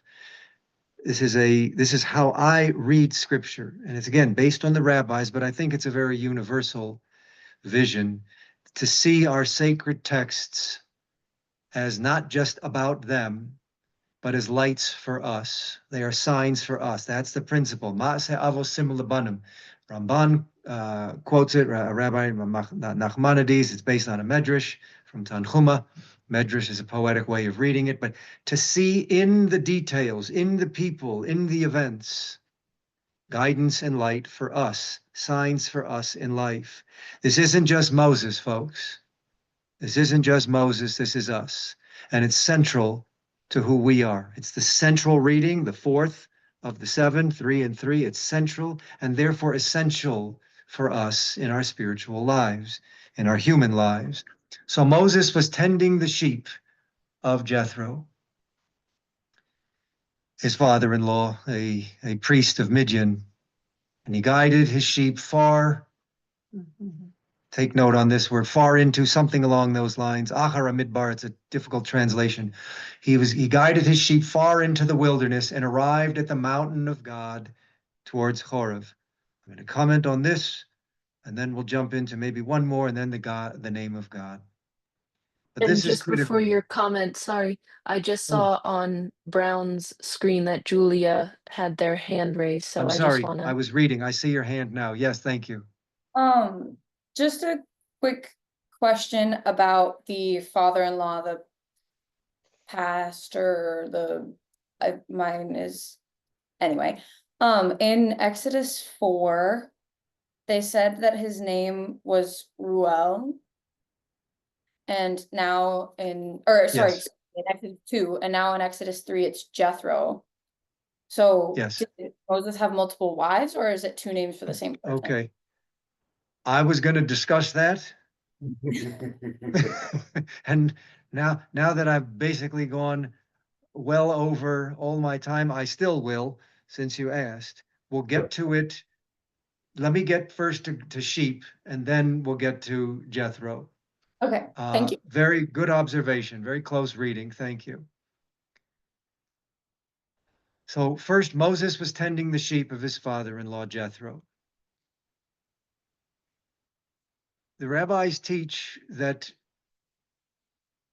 it's very critical that Moses was tending the sheep, because in one sense, we're all God's flock. We're all God's children, and we need a guide. And the rabbis answer the question of why Moses? Why Moses? And there's a legend. It's in the Medrash Rabbah, Shemot Rabbah, the poetic reading of the text, metaphoric reading of the text, homiletic reading of the text, that one of the sheep that he was tending ran away, just wandered off, and he followed it, and he finally caught up with it, and he found it at a covering, and there was water, and he said, "Oh, I didn't know you were thirsty." And there was a heart for the sheep, that was thirsty, and he said, had I known, right, had I only known. And he said, now let me carry you back. You're tired. The idea here is that that's why God says you were chosen to lead the Jewish people. If you care so much, even about the life of an animal, how much more will you care about human beings? So how do we treat in the least of them, to use familiar language for Christians? Matthew 25. I know it's talking about humans, but in life, how are you treating those who are vulnerable? If you are treating them with care, you are worthy of being a guide in the sacred, to guide us in life, to help us with nourishment, to find plains and regions of land that can nourish us, or wisdom within the text that can help nourish us. So he's nourishing, he's pasturing, he's grazing, feeding, help the sheep feed the sheep of his father-in-law Jethro. Jethro has 7 names, according to the rabbis. And there are some challenges with some of the names, but he has 7. So we find many names. Reuel is one, Chovav. He has 7 names. So that's part of Judaism. We often have many names. And we'll see that right here in a moment, in one moment, when he guided his sheep far into the wilderness. It's something along those lines. It could be translated into the interior, into the western parts. There's all different ways of potentially translating it. The backsides. The idea here is he's already in a wilderness. How much farther into the wilderness can you go? But again, this is not just simply about location. The terminology, Achar HaMidbar, Achar HaMidbar, that's how we sing it. We don't read it, we chant it. Achar HaMidbar, off into, beyond, after the wilderness. And then he came to the mountain of God, towards Horeb, or Horev, which we'll find out in a moment. Moses, somewhere in the beyond of the wilderness. I think this term is calling us into something very intimate, because it's not just Moses in the wilderness, it's us. How often are we in the wilderness of life, the trials of life, and not just the wilderness, but even after and beyond, into the farther parts, into the interior parts of the wilderness. What am I going to do? I'm lost. Where am I? This is us. Whether we're in a city or whether we're in an actual wilderness, there's a wilderness within that we all experience. And he arrived in this place at something called the mountain of God. The mountain of God, which is then called Horeb, I guess you say in English, or Horeb, Chorev. In the midst of being in this absolute wilderness beyond, he found a holy place, the mountain of God in Horeb. Now here is another name. Normally we associate where Moses received his wisdom and where he got the 10 Commandments as Sinai. I was going to do a whole discussion on Horeb and Sinai and the mountain of God, but for right now I can't. But there are many names for not only people, but places. And they give us a different insight into the nature of the place or the person. So God has many names because in Judaism, they give us a different insight into the personality and the being, the person of the divine. But here we are in the wilderness. And the name Horeb also has to do with dryness. So it's not only beyond, out in the beyond aspects of the wilderness, but it's also dry and desolate, as if it wasn't already understood from the description of wilderness, in the outskirts of the wilderness. Sometimes that's us in life. But there is a place, there is a mountain, there is a person, there is a moment, there is a text. When we are in that place of outer wilderness or inner wilderness, there is a place where we can encounter something holy, a mountain, of God. A monument of the divine is there for us, even in the place that seems to be desolate and empty and hopeless. We can find it. And that place, by the way, if it wasn't bad enough, again, it's desolate and it's in the beyond aspects of the wilderness, beyond, it's also just dry. That's what Horeb has the meaning of. It's just dried up. How am I going to make it? Where are my living waters?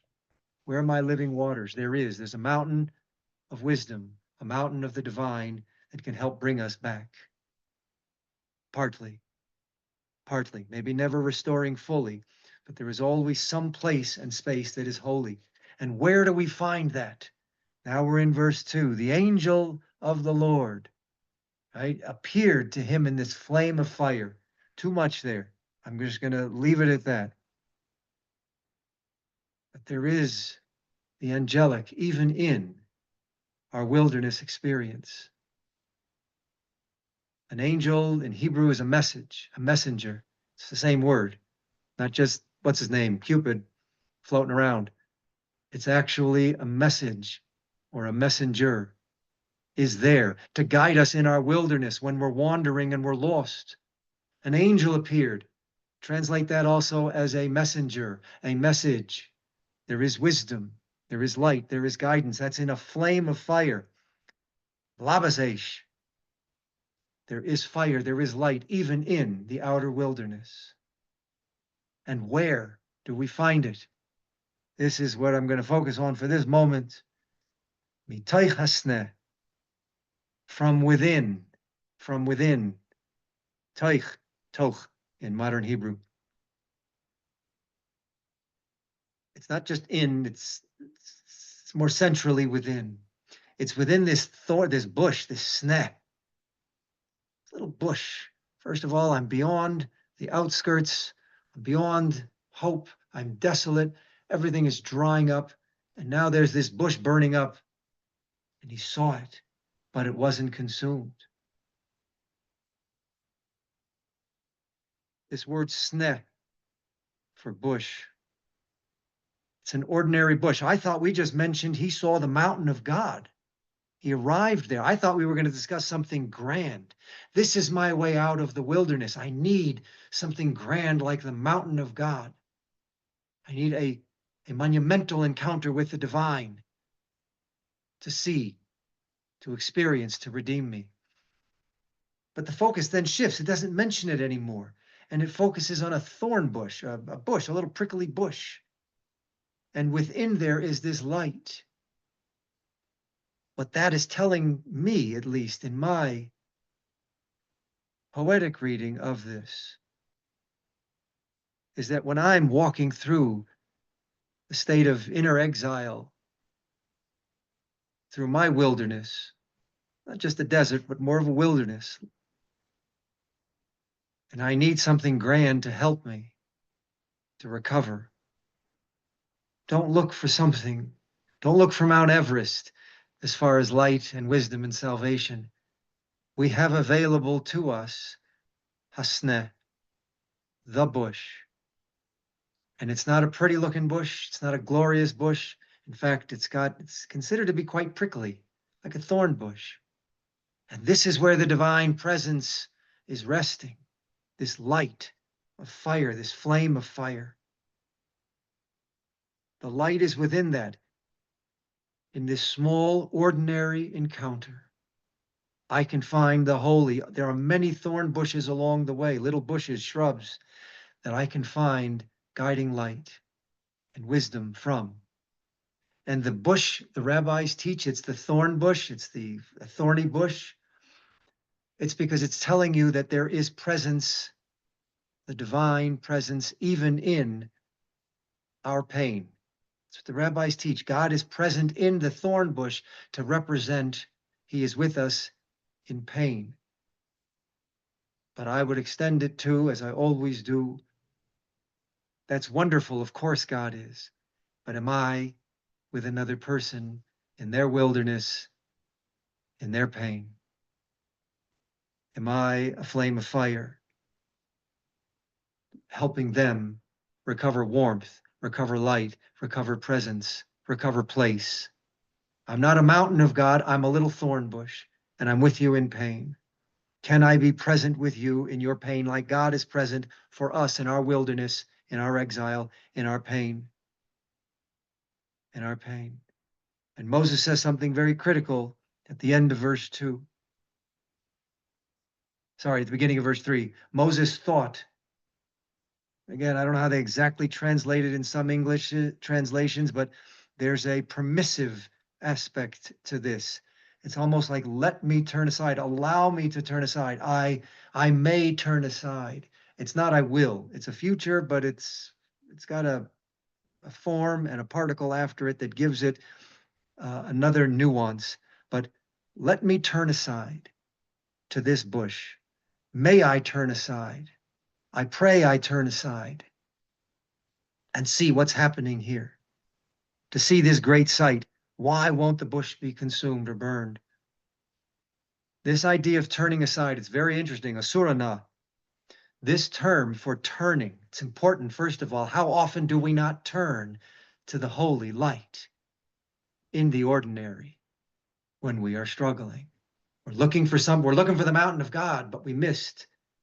He's right there in the painful experience, in the ordinary experience of a bush. That's what'll help us go forward in our wilderness wanderings. But it says, let me turn aside. May I turn aside?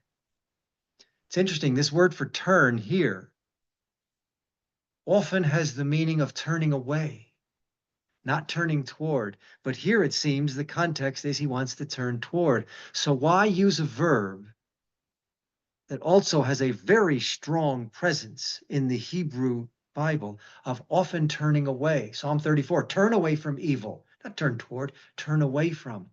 He wants to turn toward. Why not use Vayifin? And he turned, or let me turn, whatever. Let me turn. Let me turn. Why turning away as a potential nuance to the word? I'm going to leave that for reflection. But I pray we are aware. I guess I'm giving a little comment. Often we want to turn towards, but what happens? We fear. So there's this ambivalence. We want to turn towards, but there's also a little fear, which happens again in verse 6. He was afraid to gaze. He was afraid to gaze. We want this holy encounter, but we also have anxiety and fear about turning towards it. So sometimes we want to turn, but we also want to turn away.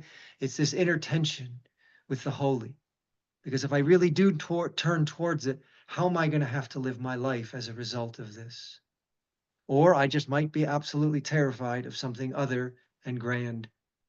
I don't know, there's a lot of reasons for fear, but take to heart this idea of turning, because the term is somewhat ambivalent. It is turning toward, but it's often turning away. Why that usage? There are other turning verbs that don't have the potential for turning away. So he turns aside. He wants to let me turn aside and see. Why isn't the bush being burned? And God sees this in verse 4. He sees this. And God calls out to him, Moses, Moses. And what does Moses say? Here I am. Here I am. One word in Hebrew, hineni. The question, this is a rich word. We'll do a study on it another time. The tragedy in life is how often we fail to be present. Here I am. Isaiah says it, whom shall I send? Send me. Here I am. Send me. He says it, here I am. Abraham says it, here I am. It's repeated throughout the Bible, here I am. Here I am for you, and more importantly, here I am for you. When we're called, how often do we fail to even turn? But more importantly, how often when we turn, do we turn back? When we're called, and prayer for us is that we turn and say, here I am. I am here for you.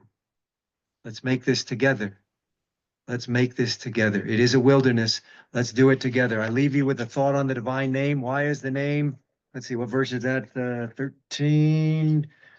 Let's see, 12. Let's go to verse 12. Where is verse 12? Did I lose it? I got to get my sheet. Here we are. So verse 12. We're just jumping right to the divine name. Here I am, I'm present. Let's be present for the name. Why the name? Strange name. So God says, just as the intro to 13, chapter 3, verse 13, 12, and God said, I will be with you. And this is a sign for you that I have sent you, because it needs a sign. When you take the people out of Egypt, you will worship God on this mountain. We're back to a mountain again. Moses said to God, verse 13, again, Hine, behold. It's the same idea of I am present, but it's a marker telling you to pay attention, something very deep and life transforming, or life, there's a life potential here in this verse that can transform. Hine is a marker. When I come to the children of Israel and say to them, the God of your fathers has sent me to you, and they say to me, Mashmai, what's his name? Ma'omar alehem, what do I say to them? What shall I say to them? So God says to Moses, this is the divine name. Vayemer Elohim el Moshe. God says to Moses, Ehiyeh Asher Ehiyeh. That's not the easiest to translate on one hand, simple on another, but something along the lines of I will be who I will be, or I am that I am, or I shall be. However form, we'll discuss in a moment. But the idea is I will be what I shall be. I am who I am. Is it a future or a present? The form is future, but that's because Hebrew doesn't have a present tense of the verb to be. Doesn't have a present tense of the verb to be. Is, was, were. And then, so God answered to Moses, I shall be what I shall be. And he said, God said, so shall you say to the children of Israel, I shall be, Lachani Aleichem, I shall be has sent me to you. We don't have time. I'm just going to leave you with this thought. Is it a future tense or is it a present tense? The form is future, but it also contains a dimension of the present. There is a dimension of God that simply is, that is beyond being. It's beyond tense, it's beyond time. The future form of the verb tells us something very personal about our encounter with the divine. And I personally relate more to the future potential than the present being. I know the present enduring being and beyond being. God is ultimately beyond all being, even the concept of being. That's a human construct. But ultimately, the form of the word being in the future, Ehiyeh, Asher Ehiyeh, I will be who or what I will be. I think it's more of a who rather than a what. What that tells me is I am becoming. It's a future. The idea for me, and I'll leave you with this, and I pray it leads you in life, is that the divine, the ultimate, is always becoming to you. It always will be and will be becoming, because it is infinite in its extent, in its expansiveness, in its breadth, in its depth, in its core. It is always becoming because it is beyond ultimately. So I will be as you become more aware of me. I will be, and I will always be, and I will always be coming. I am becoming. I am always becoming because you are also becoming through your encounter. And I pray that's also true for us in our lives as we relate to each other. That we are always becoming, that I am becoming, not just being, but becoming. And if we're touched by that which is beyond and always becoming, we have the potential to become much greater, much deeper. Find your names, not your name. Find your 7 names. Find your multiple names. Those are multiple ways into life, into soul, into relationship. A prayer for us as we go through the wanderings of the wilderness into the beyond of the wilderness is that we find a shepherd who will help us carry us back like Moses took that sheep. We find somebody there. Somebody wanders out to see us and brings us back, or that we find somebody to help bring them back.